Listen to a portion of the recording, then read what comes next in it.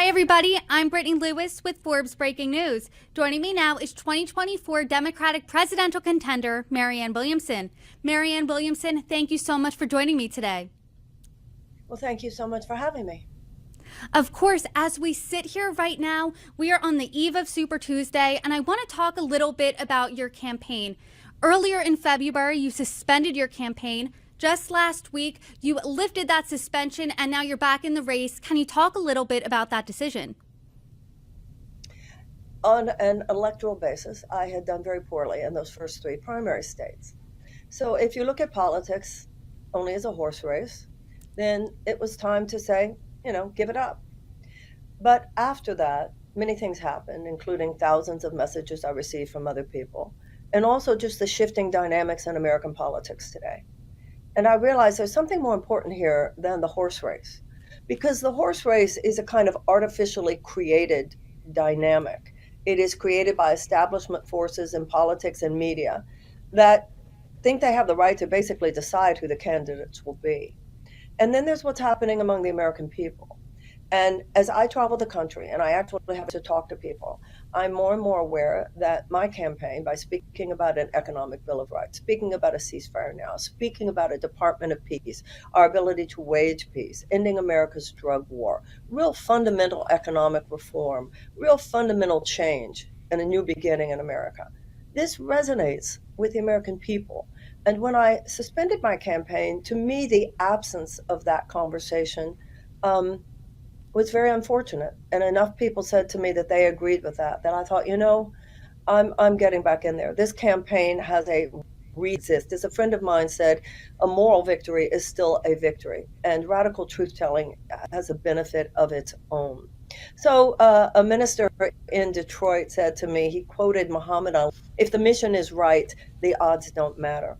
And since I have been back on the campaign trail, traveling in Michigan even before I unsuspended, traveling throughout California as I'm doing now, it's clear to me the energy is there for my campaign. People are not pleased with the idea of another Trump-Biden rematch, and Democratic voters particularly are concerned about the candidacy of President Trump and don't appreciate that basically they've been not denied exposure to other options. I want to talk about that horse race just a little bit because, to your point, most voters in America don't want to see that 2020 sequel again. 64% don't want Biden to run again. 53% say the same about Trump, according to a Harris x Forbes poll. But President Biden is winning the Democratic primary as of now pretty handily. Where do you think this disconnect is, and why do you think it exists? I'll tell you what the disconnect is. We've returned to what is, in essence, Tammany Hall politics. The Democratic Party establishment elite has acted like it's 100 years ago, a bunch of men sitting around a table smoking cigars and feeling entitled to basically decide who gets to be the candidate. I am old enough to remember when Eugene McCarthy primaried Lyndon Johnson. Lyndon Johnson was an incumbent president. And when McCarthy ran and then Bobby Kennedy Sr., nobody thought that was weird. It was simply democracy. People primary incumbent senators, incumbent congresspeople all the time.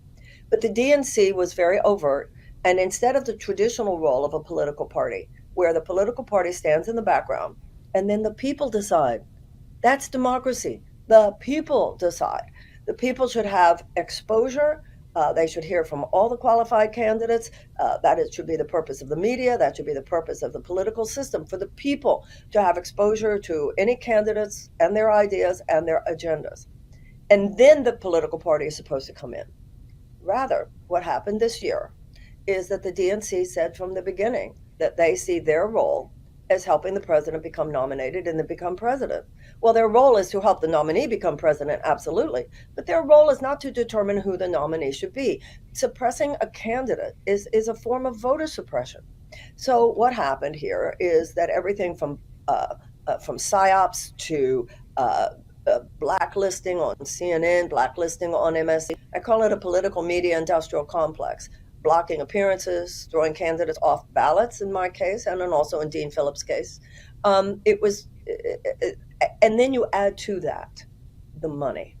Our system is designed in such a way that only those with access to huge money, we're not talking about a lot of money, we're talking about a lot of money, have a chance to get anywhere near the pinnacles of power. So that's how it happens. That's how they squelch any candidate or any conversation that they don't want in the mix. And I'm not the kind of woman who's going to shut up because of such a thing.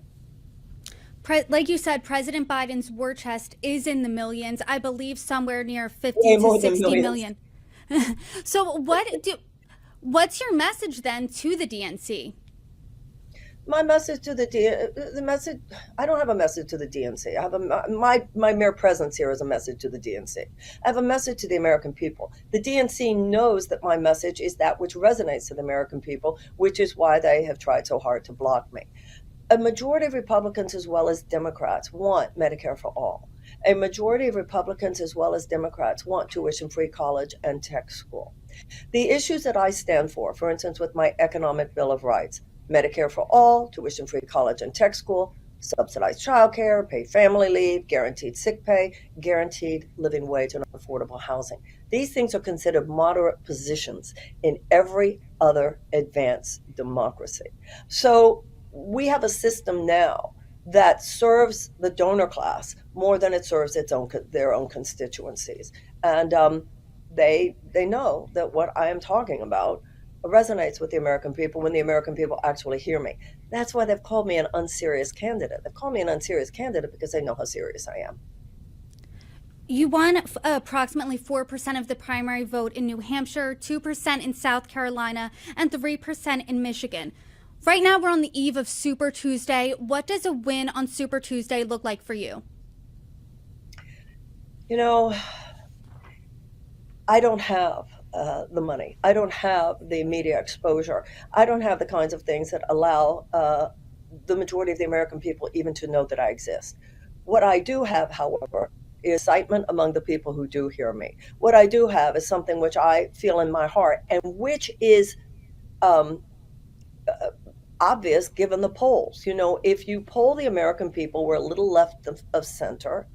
So what I'm talking about is important and is true. And I'm not going to let the numbers on Super Tuesday or in any other day stop me as long as we have the resources that are necessary to continue. And people can go to Marianne2024.com and look at all of the issues that I talk about. Establishing a Department of Peace, repudiating America's forever war machine, an economic U-turn, and decide for themselves and hopefully support the campaign. Let's dive in. Go ahead. I'm sorry. No, go ahead. 39% of Americans now report that they regularly skip meals in order to pay their rent. Over half of America's renters cannot afford the rent. We now have the highest poverty rate of any advanced democracy. We're the only advanced democracy that doesn't have universal health care and tuition-free college and tech school. People's lives are falling apart. For 20% of Americans, the economy is doing well, and that's certainly to be celebrated.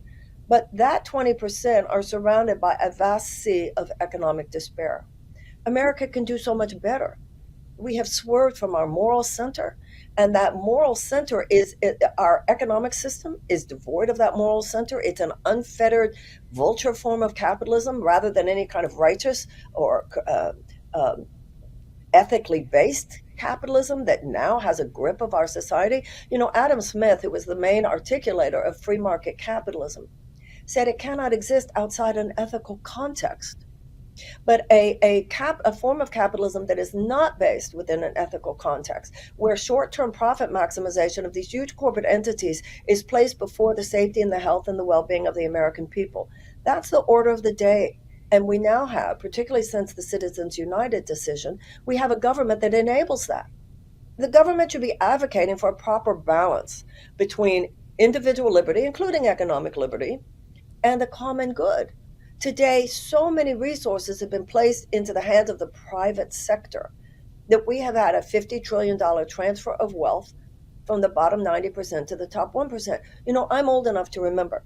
In the 1970s, the average American couple could afford a house and could afford a car and could afford a yearly vacation and could afford for one parent to stay home if they wanted to, and they could afford to send their kids to college, could support a family of four. That was a thriving middle class. That sounds today like fairy tale to a younger generation who do not look forward in their lives and think, well, I have a guarantee, or even near a guarantee that that will be my reality someday. The middle class has collapsed in America, and you cannot have a thriving democracy where you do not have a thriving middle class. This is scandalous. This is a critical problem, and the American people, I think, are ready to change it. The problem is we have a sclerotic political system that acts like a lid that's kept on top of the expression of the will of the American people, and that's why I'm running. What you just described really sounded like it was the American dream. A couple can afford a home, afford to stay home with the kids. That's becoming less and less of a reality for the American people. I've had the opportunity to travel all over the country, talk to voters. The economy continues to be a top issue. Day one, President Marianne Williamson, what are you doing? What is your economic pitch to voters? Well, the first things I'm doing are that I'm canceling the Willow Project. I'm descheduling marijuana from a Schedule One drug. I'm canceling all contracts that the government has with union busting companies. I have made clear with my economic Bill of Rights what I am after. I'm after a Medicare for all, an improved Medicare for all, so that it would include eyeglasses and hearing aids and dental and mental health care. We need to eliminate that college loan debt because it should never have existed. Before the 1970s, we had tuition-free college and tech school. University of California, University of Texas, University of Florida. You need to use the higher education bill to cancel that, let those kids get into the game. We need that tuition-free college and tech school. We need subsidized child care. We need paid family leave. We need guaranteed sick pay. We need guaranteed living wage and affordable housing. Now, notice those are several things. That's because we need a comprehensive package. We're always playing whack-a-mole, tweaking things here, tweaking things there. So what I will be presenting to Congress is a comprehensive package. And of course, I will be working not only with economic advisors, but I will be working with members of Congress. Look, no matter who you are, no matter who the president is, you're hoping that you're going to have a House and a Senate who's in your party and on your side and willing to work with you. Those who believe, as I believe, will find a very welcoming Oval Office, and we will get to work. And I will seek to negotiate with those who do not agree, and I will be going to the American people using the bully pulpit to convince the American people, who to some extent would already be convinced or I wouldn't have been elected, to lobby their congresspeople and their senators so that we can get this done and have a new beginning in the United States. I do want to note that the Supreme Court struck down President Biden's sweeping student loan forgiveness plan last year. So how would yours get passed? Well, many people feel that if you'd just gone for the whole thing immediately rather than piecemeal, then that his opposition would not have had the same success. Also, there is the Higher Education Act, and there are many who argue that the president could use the Higher Education Act in order to eliminate the entire thing, and I would certainly make that effort. I do now want to switch gears just a little bit, pivot to a different issue. You said that we need a real ceasefire candidate.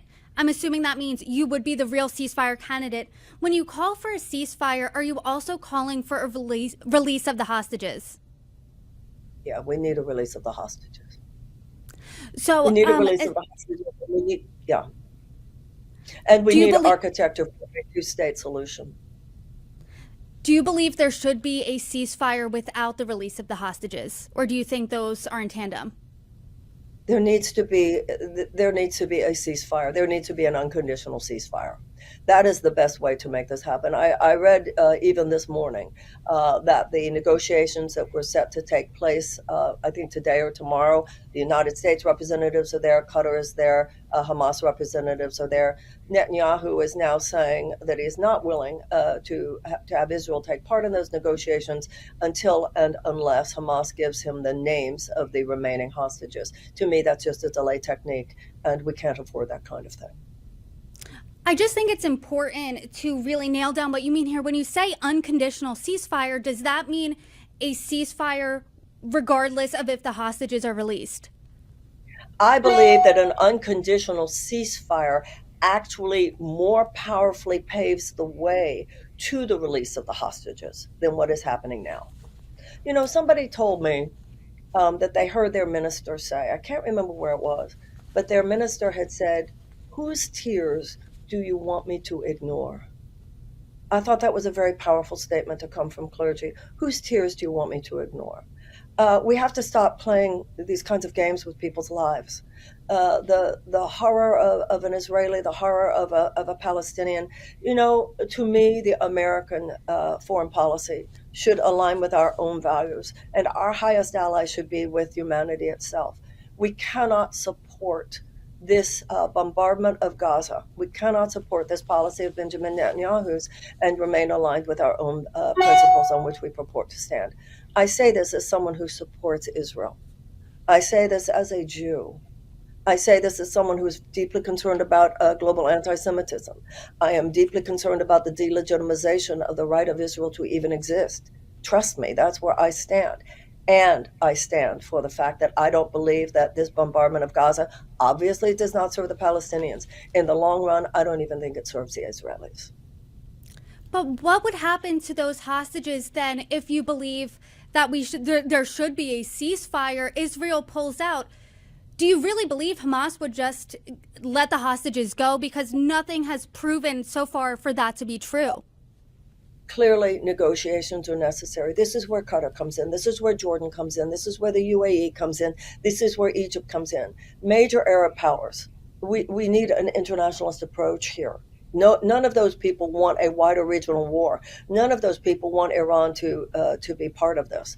And yet, those Arab leaders have said, and in a way understandably, that they're not going to do anything beyond what they're doing until and unless Israel accepts that a path to a two-state solution is the only sustainable future. Both sides are going to have to make some movements here. If Israel pulls out of Gaza today, let's just say that happened, would you be okay with Hamas staying in control? Not ultimately, no. Not ultimately, no. I think everybody knows that. And I think every Arab leader knows that. Every Arab leader knows that. Hamas is not appreciated in that area of the world by anyone except Iran, obviously. And as we know, there was a ceasefire on October 6th.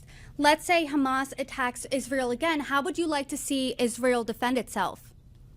Well, listen, the dismantling of the military power of Hamas is, in fact, a righteous goal. So I understand that being the goal of Israel, and I understand where Netanyahu is coming from in saying that all of the tunnels, all of the military infrastructure must be dismantled. You can understand it without agreeing with the policy, because for every Hamas member that is killed, and at this point, every Palestinian child that is killed, you are creating more Hamas.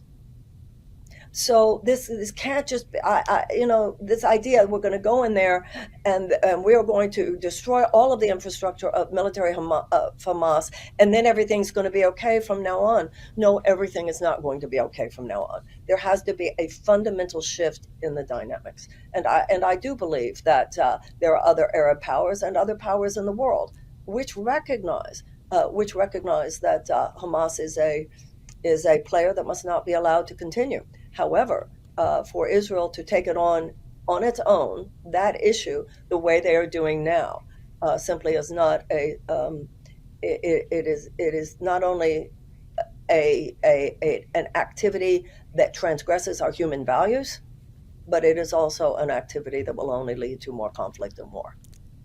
I am curious, under a President Williamson, what your Middle East policy would look like. I've talked to many experts, and they say that Iran's fingerprints are all over the Hamas attack on October 7th, Hezbollah, the Houthis. What would U.S.-Iran relations look like under your presidency? Those who say that Iran's fingerprints are on the activities of Hamas, on the activities of Hezbollah, and so forth, are absolutely correct. And every intelligent observer understands that. But the way we have to think about, well, how are we going to handle that? And I believe, as difficult as it is, look, nobody is saying that achieving a two-state solution is going to be easy. Bill Clinton tried. Jimmy Carter had some great ideas. It's not like the efforts have not been made. Nobody is naive enough to believe, oh, that's going to be easy. The people on the far right as well as the far left say one state solution. One state solution seems to me like a total setup for the bloodiest of civil wars. But what is the alternative to trying here, which to me would be an effort at a two-state solution? The alternative is a conflict that would literally be a forever war. So we have simply got to take the steps. And I believe that a more powerful connectivity with the other Arab powers is important. Remember what happened here. Israel had signed the Abraham Accords. And so there are two main categories of things here. Israel had signed the Abraham Accords, but in the Abraham Accords, the Palestinians were given short shrift. Then Israel was about to do the agreement with Saudi Arabia. So both of those things, the agreement with Saudi Arabia did not make Iran happy. The Abraham Accords did not make the Palestinians happy. But what they do show is that there are Arab powers that are willing, more than willing, to have a relationship with Israel. But at this point, the peaceful relationship with Israel is imperiled by the lack of a two-state solution. So when you ask me in a Williamson presidency, what would be the main focus? That would be the main focus. And I want to say something else. A Williamson presidency long before now would have been far more vocal, saying to those such as Bibi, these settlements are illegal. This occupation is illegal. And you cannot, if history shows us anything, it's that large groups of desperate people become a national and international security risk. Because large groups of desperate people become a petri dish out of which all manner of personal and societal dysfunction is almost inevitable. That's how you got Hitler after World War I. And this is how these things happen. Large groups of desperate people. And that dysfunction, which can become malfunction, includes vulnerability to ideological capture by genuinely psychotic forces. We have got to take responsibility and have a more nuanced and understanding of the complications here. This thing was a tinderbox, and it has been a tinderbox for a very long time. The images coming out of Gaza are obviously heartbreaking, and there's a lot of pressure on Israel now for a ceasefire. Do you think there needs to be more pressure on Hamas to release the hostages? Of course. But once again, there were going to be those negotiations today. And Netanyahu said, I'm not going to show up at the negotiations until we have a list of names. Well, I'm sorry. The United States was ready to go with those meetings. Qatar was ready to go with those meetings. Even Hamas was ready to go with those meetings. We have got to try another way here. I do now want to pivot and talk about perhaps the biggest issue facing American voters before I let you go, and that issue is immigration. So border crossings, as we know, under the Biden administration have reached a record high. What do you think of the president's record on immigration thus far?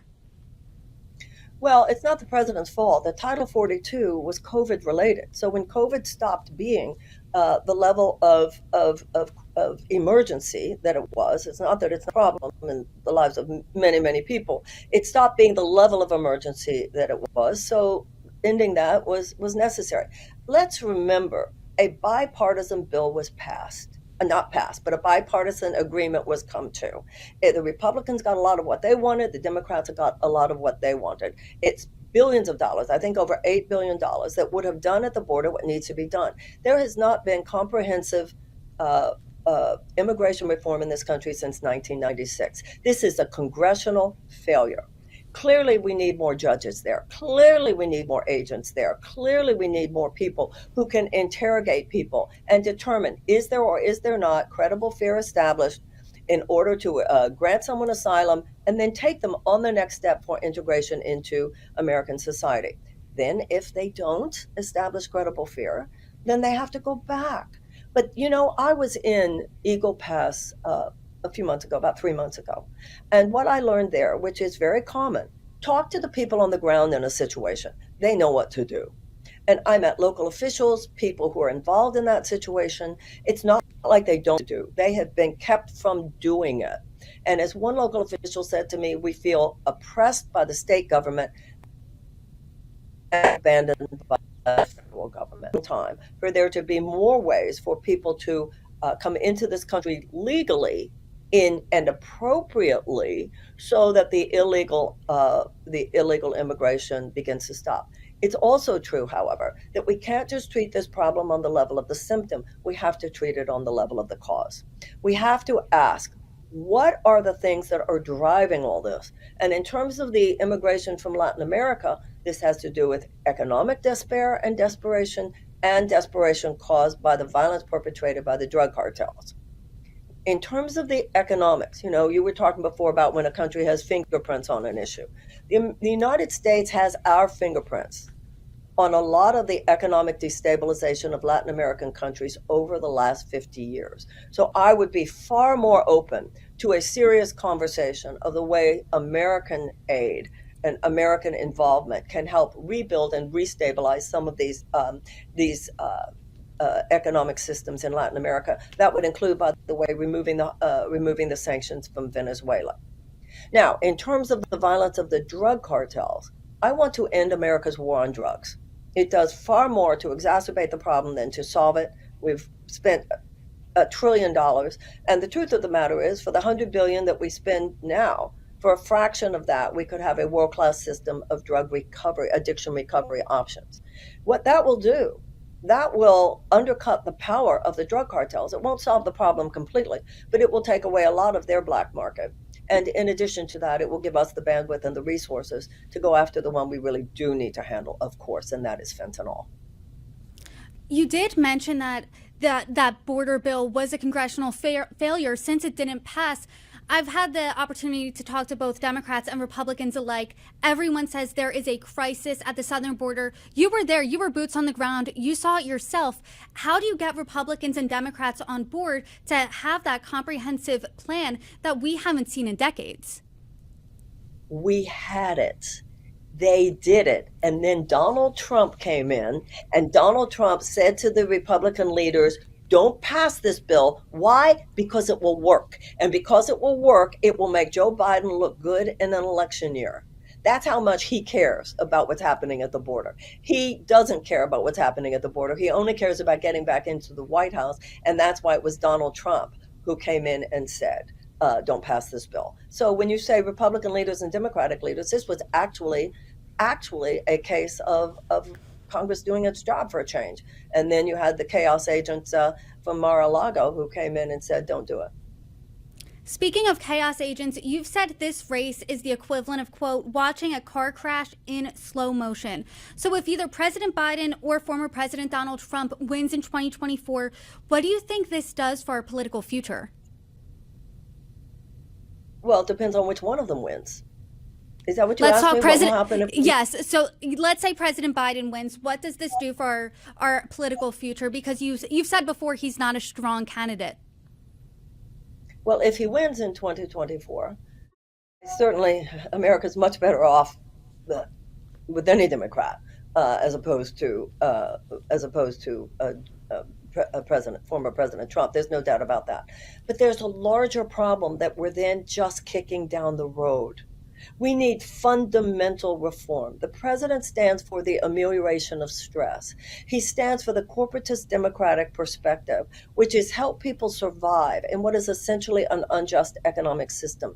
I want to actually end the injustice. So certainly, President Biden being president would be far superior an option for the American people than for Donald Trump. Donald Trump represents an authoritarian vision. He tips into pure fascism. We must not have that. However, there are deeper problems that are created by the fact that we essentially are no longer a government of the people, by the people, and for the people. We're a government of the corporations, by the corporations, and for the corporations. And neither major party is standing up to that, repudiating that fact the way it needs to be repudiated. And that's what I would do and will do as president. You're running for president. I'm sure you've at least given some thought to who your potential running mate would be. Do you have any potential vice presidential pick? Well, I do, but I'm not sure that that person would want to be mentioned by me. For all I know, it's someone. Listen, I would want someone at my side who is a Washington D.C. veteran, and the person in my mind is a senator. But like I said, I don't think that that person would necessarily appreciate their name being mentioned. Marianne Williamson, thank you so much for joining me. I really appreciate the conversation. Best of luck to you on Super Tuesday. Thank you.